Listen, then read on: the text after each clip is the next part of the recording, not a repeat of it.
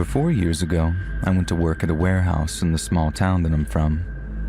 I decided to leave after my health started to get worse physically and I was diagnosed with a panic disorder and severe anxiety after the situation that I'm about to tell you. This changed the way that I developed friendships after that job, that's for certain. So I started this job on April Fool's Day of 2018, which was odd to me, and I had no kind of high expectation of the job. All I wanted to do was my job, get paid, and go home as I had 2 children at home and many things that I could work on there. The job wasn't hard and it made pretty good money for all the duties considered, so I really couldn't complain. I worked second shift for about 5 months and I went to day shift. While working on second shift, I kept to myself mostly until one day I met someone from one of the lines after we struck up a conversation about gaming. For the sake of anonymity, we'll call him JF. Well, JF was a pretty good guy and we had a lot of things in common. I went home that night and he popped up as a suggested friend on Facebook. Again, another oddity. So I decided to add him. When I did, we started talking more at work until he suggested that we should hang out, so we did hang out, and pretty frequently. We were friends for about a month at this point, and one day, he decided that he was going to introduce me to his partner. She seemed decent at first, super nice, didn't seem to be a judgmental type, so I was cool with her. From then on, I would hang out with them when my kids were spending time with my mother. One time, we were talking at a restaurant and he started to vent to me. Dude, she's terrible sometimes. Like the other day, I forgot to take the trash out and she threatened to stab me if I didn't. I've never been in a relationship where someone's actually threatened me, but she's got good intentions, you know? When he said that to me, I was concerned, but of course, we've only been friends for about a month, so I thought that maybe he was just being sort of morbid, probably joking, and I sort of chuckled at him. He gave me a pretty serious look and said, "I'm not joking. She really did." And that specifically concerned me. Now fast forward about 8 months, they're still together and we all hang out pretty regularly, forgetting the things that he told me then. And one day, we were all talking and he seemed a little off that day, so I asked him what was wrong in front of her. He flashed a smirk and said, "Nothing, dude, I'm just a little tired." He didn't have his eyes on me though. He had them on her when I asked. When we went to work the next day, I asked him again, and he responded, "Do you promise to keep this between us?" Of course, I agreed. He said that he was breaking up with her and she went a little crazy. He said that she grabbed her gun and pointed it at him and said, "If I can't have you then, no one will." He said that he diffused the situation and is trying to look for a way out. Not really knowing what to say, I just said, "You'll figure it out, man. If you need somewhere to go, then you can come stay with me until you get her out of the house, you know?" Fast forward to another year, he finally decided to leave her. When he did, she flipped out again. This time he told her over text. She said that she was going to find him and kill him, and he was actually out at work that day with a vacation day. He sent me a text that said, "Hey, let me know if she comes over to work looking for me, okay?" And that struck me as odd because I had no idea of the situation that was unfolding. She actually did come to our job and she asked me where he was, and I said, I have no idea.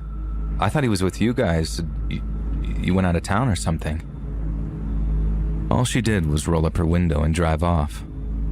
I called him and told him that she came by and he called the police about it. They had found her up the road with a loaded gun in the car. 2 months later, he decided to talk to her again, and when he did, he had something to tell me. When he called me, he asked if I had seen her around and I said I hadn't, and he says, "I would take some vacation days if I were you."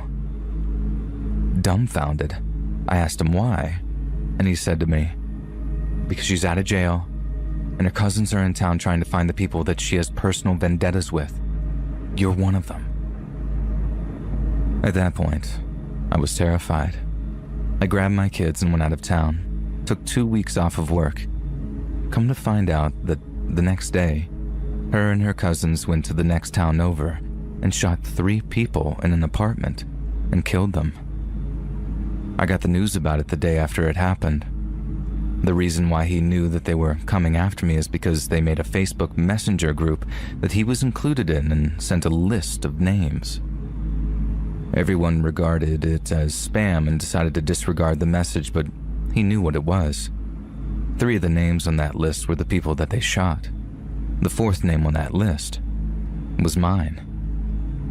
After they found the evidence and he decided to go public about the group and screenshots that he had, they were all charged with first-degree murder.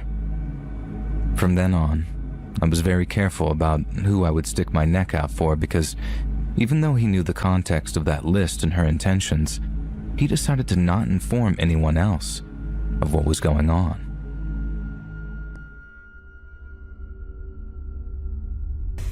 Hey guys, thanks so much for all the support.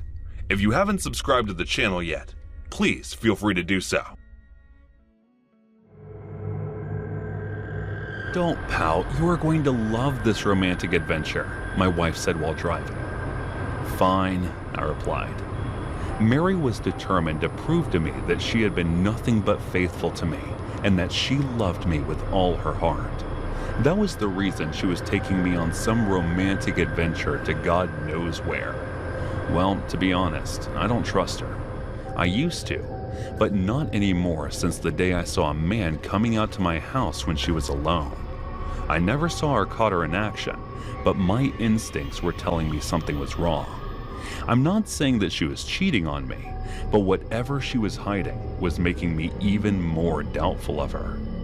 What made me lose my trust even more was when I confronted her, she did not come clean, nor did she refuse infidelity. She only kept saying that she loved me and that she was faithful to me. All of these doubts were making me lose my mind. But today, all of a sudden, she told me that she had a surprise for me and forced me to come with her. The entire way, she kept driving silently without letting a word from her mouth. I also did not say anything and let the silence prevail. After 2 hours of driving, she entered the car in a jungle, and after going deeper for about 15 minutes, she stopped. "What is this?" I asked in annoyance as I looked at the area which was decorated with balloons and roses. "Happy anniversary, dear," she said with a big smile on her face. And that's when I remembered today was our anniversary, which I had completely forgotten. For some reason, as I looked around thinking what an excellent job she had done preparing this, I felt guilty for not even buying a gift for her. The site looked like a perfect example of romantic couple goals that I'd only seen in pictures, and it was breathtaking.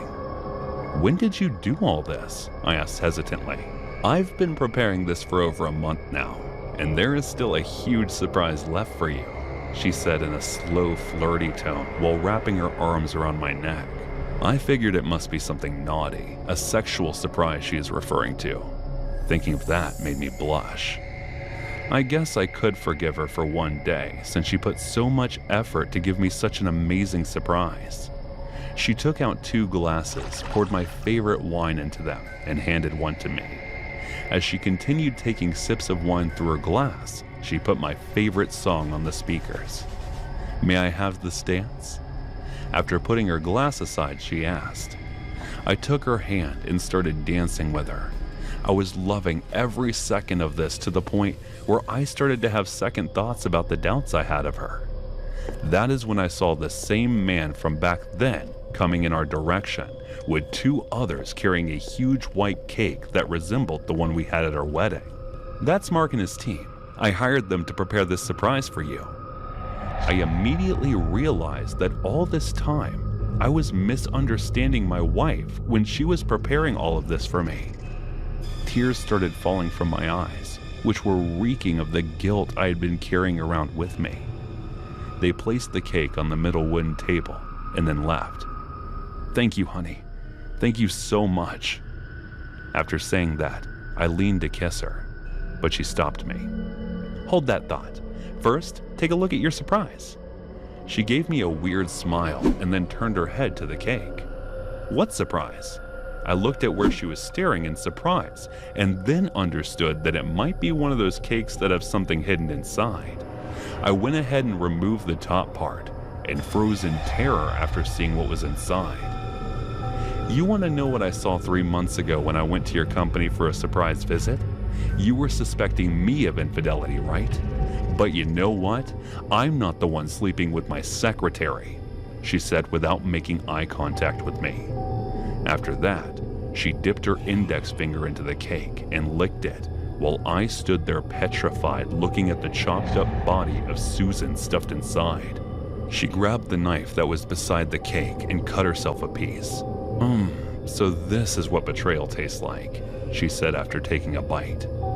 I was too terrified to look in her direction, but I knew she was thinking of something sinister. I opened my mouth to say something. I felt something getting stabbed in my lower abdomen. I looked, and it was the knife that she was holding. I turned my head up to look at her face, and tears were streaming through her eyes. The pain was unbearable, and that is when she pulled the knife back and stabbed me again. I fell on my knees and saw her walking to the cake and pouring alcohol on it. She walked around throwing alcohol on every single thing that she had prepared for our anniversary. Giving me a disgusted look, she took out a lighter and put the fire on everything. I saw her walking further away from me without turning back once. She stopped in front of the car for a minute, but then she went in and drove off. I started to lose consciousness, and within a few minutes, everything went blank. It was when I opened my eyes, I realized I was still alive. I was being carried to an ambulance, and there were officers in forest uniforms around me. I guess they were the ones who saved me. Again, I lost consciousness, and I woke up in the hospital. Police were there to take my statement, but I did not reveal the truth to them. Everything was burnt off, and there was nothing but ashes found there. Even Susan's body was burnt off completely. So I made up the story that she took me there and stabbed me, but then accidentally everything got caught up in fire and I lost consciousness. I know I had been cheating on Mary, and reporting her to the police would be the right thing to do, but for some reason, I couldn't. Maybe it was because I was guilty of being the reason she did what she did, or maybe it was because even after she almost killed me, I was still in love with her. Whatever it was, I'm only resentful toward myself for everything that had happened till this point. When I first met Mary, she was the kindest, most beautiful person I had ever seen. After dating her for 3 years, I married her, and it has been 5 years since our marriage. I got lost and ended up having an affair. Even then, I did not feel guilt or remorse and doubted my wife, who had done nothing but give me love for the past 8 years. Only if I had had more faith in our marriage, only if I had never cheated on her, maybe things would have been different today. As I was laying on a hospital bed, I couldn't help but feel regret thinking about everything. Police are searching for Susan, but it's obvious they will never be able to find her, nor would I ever reveal the truth. Maybe it's because I want to feel that Mary and I are even now. Doesn't matter if it's true or not.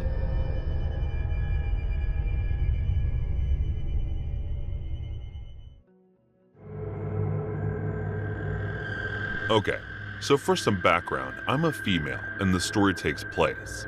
I was a junior in high school, so I was about 16 to 17.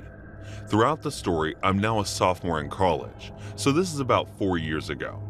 I get to school on the first day, and my Italian teacher is new. He was an old, maybe only about 25 or 26, and he looked nice enough, not visibly creepy. He was pretty short, maybe only about 5'7", and I'm 4'11" and 100 pounds. So basically, everyone is bigger than me. We'll call this teacher Mr. C. Fast forward a month or two, I remember it was just starting to get called out. Everything in this class has been pretty normal. I do notice he basically only calls on girls and stands a little too close, but nothing too out of the ordinary. I did the musicals in high school, so I would often be there until about 9 or 10 p.m. rehearsing. This one particular day, there were parent-teacher conference, so basically, all the teachers were there very late. For musical nerds like me, we were doing Legally Blonde and I was playing Margot, one of Ellie's friends. My costume for this scene was a little raunchy. It was a short white tennis skirt with an athletic tank top and some Converse. I also had on a little pink bow in my hair, and that part is important. So I have to pee really bad. So I walked quickly to the closest bathroom, which was upper floor and down the hall. Mr. C's room happened to be a few doors down from the girls' bathroom. Most of the teachers had finished their conference by the time and had left. I saw a light on in Mr. C's room, so I glanced over, and he was sitting in there by himself packing up his stuff. I didn't think he noticed me, and I kept walking till I got to the bathroom. I did my business, and as I was finishing up, I heard the bathroom door open. I thought it was weird, but just assumed it was one of my classmates. But the footsteps sounded a little too loud to be a high school girl's. So I walked out of the stall, and literally just standing there in the bathroom was Mr. C. I was just standing there frozen. This was so weird. I tried to say something, but nothing came out. I was honestly freaked. After a few seconds of just staring at each other, he handed me my bone, says, "You dropped this, Cherry." I just gave him a little smile and quickly thanks, grabbing it, got out of there. I didn't even wash my hands. I was honestly so incredibly freaked out. It wasn't until a few seconds later that I realized the economy Cherry. This made me stop dead in my tracks. My dad calls me Cherry because I had red hair as a little kid. It's brown now. Literally no one knew about that nickname, not even my friends. My dad had passed away 8 years ago. I started running until I got back to my classmates. My friend Eva noticed that I looked shaken up. She asked me what was wrong, and I just broke down crying. It wasn't really about my creepy teacher, more about the memories of my father, I suppose. She quickly took me into an empty classroom and sat with me while I cried. After I'd gotten on most of my tears, I told her everything that had happened. She was livid, but I convinced her not to tell anyone because I was embarrassed. I know, I'm an idiot. She didn't have Mr. C, but stopped by my class with him once to grab my car keys when her art project was in my car. She told me later when we were driving home that he had looked at me really weirdly. She said it was the way a predator looks at its prey. Yeah, huge red flags everywhere. But I was super innocent and just generally naive at the time. After this, nothing happened for another month or two. I had honestly forgotten about everything, but I still remember the day my life changed forever. The day everything started, January 16th. I had just gotten home from school and went on Facebook. I had a friend request from a guy named Jake. He was super attractive, and a few people from my school were friends with him. So I assumed he went to a school in a nearby town. I shrugged and accepted his request. What I didn't notice was weird was that he had about 5 photos, all posts in the last 2 days, but I ignored it. So basically, 5 seconds after I accept, I get a message from this J kid. He says, "Hi, cutie," with a winky face. We talked for hours, and we both had so much in common. We loved to draw, had 2 older siblings, our parents were both remarried. Our favorite color was both periwinkle. Well, we both loved Billy Joel. The list went on and on. It was honestly pretty strange. He asked me if I wanted to hang out, and I said yes, but that I had cheer practice and the rehearsal right after. He sounded pretty angry and told me I was lying, and then called me a derogatory term. He sent about 100 messages about how it was disgusting, and I started panicking and just blocked him. I tried my best to ignore it and went to cheer practice. Cheer was from about 5:30 to 7, and then I had rehearsal from 7:15 to 9:30. Ava and I planned to grab something from McDonald's in our 15-minute break. In the middle of cheer, Eva sprained her ankle, so her mom came to pick her up. After I finished cheer practice, I decided I would just go to McDonald's by myself. It was freezing, and I was in a tiny cheer uniform, so I ran to my SUV and hopped inside. I clicked the push to start button, and nothing happened. What? That was strange. I tried again, a few more times with no success. I called my stepdad and he said I should just leave my car there and go back inside, and he would pick me up from rehearsal and check out my car. I was honestly so angry about not getting my chicken nuggets that I hadn't even realized that I'd never unlocked my car. I knew 100% that I locked it, and I didn't have to unlock my car to get back in. I didn't figure this out until weeks later and actually cried when I realized, because that meant that someone had actually messed with my car. I bought this car myself, so it was kind of my baby. Also angry and stopped my way back inside, having no clue why my car wouldn't start. A kitty not the second I walked inside, I slammed right into Mr. C. I had no idea why he was still at school. The only other teacher here was my drama director, so he really shouldn't have been there. Sorry, I murmured, quickly walking away, when I felt a hand grab my arm, like honestly really tight, and I even winced a bowling back to him and asked if I was okay. I said I was fine, but my car wouldn't start. His face literally lit up. It was actually really creepy. He said, I was actually headed to McDonald's if you wanted to come with me. This is when I started to freak out. How did he know I was going to McDonald's? Why was he asking me, a child, to come with him to McDonald's? That was not normal at all, and I felt pretty scared. I actually have rehearsal, thank you though. His face quickly changed from happiness to extreme anger. I really got terrified of what this man was playing. His grip was still on my arm and I felt trapped. He took a deep breath and said, well, I'll be waiting here after your rehearsal, and we can go after. I have a black pickup truck. He quickly walked away to make sure I didn't have time to answer. I just stood there in shock, not knowing what was going on. My friend Maya suddenly appeared, saying my director was looking for me and I needed to come to rehearsal. I quickly sped off with her, trying to figure out what I was going insane or if that had actually happened. After rehearsal, I was so genuinely terrified that I asked my stepdad to come to a different entrance because I said I was exhausted, and asked if he could go get my car tomorrow. He reluctantly agreed. On the way home, we passed my car, and sitting right next to it with a black pickup. I just about stopped breathing, but tried to calm down not to show my stepdad. Again, a dumb move on my part. I should have just come straight forward. The next day, I received a text from an unknown number when I woke up. It said it was from Jake and he apologized. Everything said he was having girl troubles and was so sorry. Like the idiot I accepted it, and we began talking again. After a little bit, I mentioned the school that I went to, and he said his uncle worked there. I was shocked, and as to I didn't even know what I was expecting, but of course he said Mr. C. Then he sent a blurry picture of a man and a teen boy fishing at a lake, and the man was obviously Mr. C.